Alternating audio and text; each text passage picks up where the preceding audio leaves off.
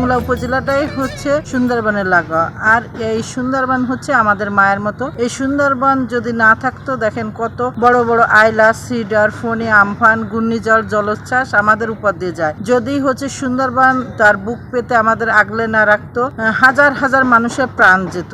যে আমাদের উপকূলে একটা প্রাণও নষ্ট হয়নি। অনেক পশু পাখি বা অনেক গাছপালা কলাম নষ্ট হয়েছে বা মারা গেছে, সে আমাদের তার বুক পেতে রক্ষা করে। আর এই সুন্দরবনকে রক্ষা করাই হচ্ছে আমাদের একমাত্র সময় এখনই। কারণ যদি আমরা এই সুন্দরবনকে রক্ষা করতে না পারি, তাহলে শুধু আমরা মোংলা উপজেলা না, শুধু বাংলাদেশ না, সমস্ত বিশ্বই হচ্ছে ক্ষতিগ্রস্ত হবে। কারণ এটা হচ্ছে ম্যানগ্রোভ ফরেস্ট বন। এটা হচ্ছে শুধু আমাদের সম্পদ না, এটা একটা আন্তর্জাতিক সম্পদ। তাই আমাদের সবাইকে এই সুন্দরবনকে রক্ষার্থে কাজ করতে হবে। একটা সন্তানকে যেমন দুধ খাইয়ে মা মানুষ করে বাঁচিয়ে রাখে, সুন্দরবনও আমাদেরকে সেভাবে বাঁচিয়ে রেখেছে। কারণ এই সুন্দরবনের উপর অনেক মানুষ নির্ভর করে থাকে। সুন্দরবনে আমরা মাছ মারতে যাই, কাঁকড়া মারতে যাই, এইগুলা বিক্রি করে আমাদের পরিবার চলে। এগুলা বিক্রি করে বাচ্চা কাচ্চা আমরা মানুষ করি এবং আমাদের জীবিকা নির্ভরই আমাদের সুন্দরবনের প্রতি। এই সুন্দরবনের অনেক নদী নালা খালে আমাদের মতো মানুষ বীজ প্রয়োগ করে মাছ ধরে, যাতে তারা বেশি টাকা আয় করতে পারে। আর এই বীজগুলা যেসব পশু পাখি খাচ্ছে, সেই পশু পাখিগুলো মারা যাচ্ছে, প্লাস গাছেরও ক্ষতি হচ্ছে।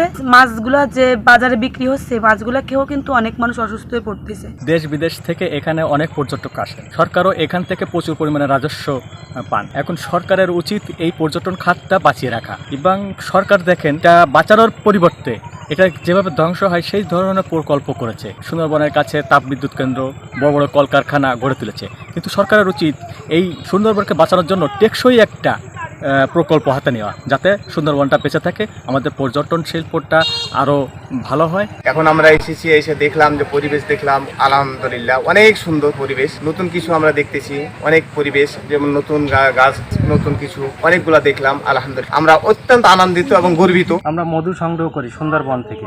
এই মধু সারা বাংলাদেশে সমস্ত জায়গার মানুষ এই মধু খেয়ে অনেক সুস্বাদু মনে করে। কিন্তু এই মধু সংগ্রহ করতে গিয়ে সুন্দরবনে অনেক জায়গায় আগুন ধরাতে হয় মধু সংগ্রহের জন্য। এই আগুন ধরানোর ফলে সুন্দরবনে অনেক গাছপালা নষ্ট হয়ে যায়, ব্যাপক আকারে ক্ষয়ক্ষতি হয়। কাছাকাছি কোনো পানি না থাকার কারণে অনেক গাছপালা পুড়ে জঙ্গলের অনেক ক্ষয়ক্ষতি হয়। আপনার যারা প্রকৃতি পর্যটনে আসে সুন্দরবনে, আপনার অনেক সময় দেখা যায় যে তারা সিঙ্গেল ইউজ প্লাস্টিক ইউজ করে। আমরা ইতিমধ্যেই সুন্দরবনে সিঙ্গেল ইউজ প্লাস্টিক নিষিদ্ধ ঘোষণা করেছি এবং আমরা কঠোর অবস্থানে রয়েছি, যাতে কোনো ধরনের, বিশেষ করে প্লাস্টিকের পানির বোতল, চিপসের প্যাকেট বা অন্যান্য সিঙ্গেল ইউজ প্লাস্টিক না নিয়ে আসতে পারে, সে বিষয়ে বন বিভাগ অত্যন্ত তৎপর রয়েছে।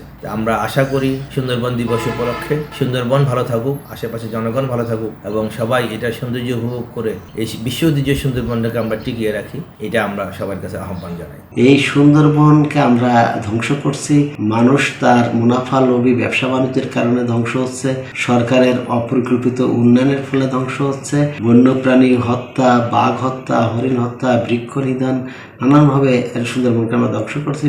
সুন্দরবন বাংলাদেশের ফুসফুস, কাজে এই সুন্দরবনকে আমরা রক্ষা করতে হবে এবং সুন্দরবন বিনাশী যত প্রকল্প আছে সেই প্রকল্প বাতিল করতে হবে। সুন্দরবনে বিষ দিয়ে মাছ মারা, বৃক্ষ নিধন, বন্যপ্রাণী হত্যা, এ বিষয়ে বন বিভাগ এবং প্রশাসনকে জিরো টলারেন্স নীতি গ্রহণ করতে হবে। এছাড়াও এই সুন্দরবনকে ঘিরে যেহেতু এটি বিশ্ব ঐতিহ্য, সুন্দরবন প্রাকৃতিক নয়নাভিরামের কারণে দেশ বিদেশ থেকে অসংখ্য পর্যটক আসে এবং এই সুন্দরবনকে ঘিরে পর্যটন শিল্প গড়ে উঠেছে। তো এই সব কিছু এখন একটি পরিকল্পিতভাবে করতে হবে। পর্যটন ব্যবসা যেটা, শিল্প যেটা, সেটাকেও যাতে পরিবেশ বান্ধব হয় সেটা যেমন আমাদের ঠিক করতে হবে।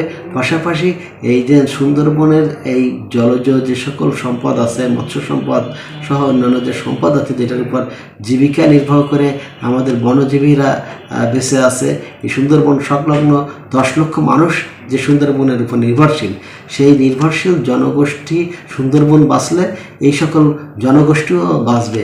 কাজেই সুন্দরবন আমাদের একটা অর্থনৈতিক গুরুত্ব আছে সুন্দরবনকে ঘিরে।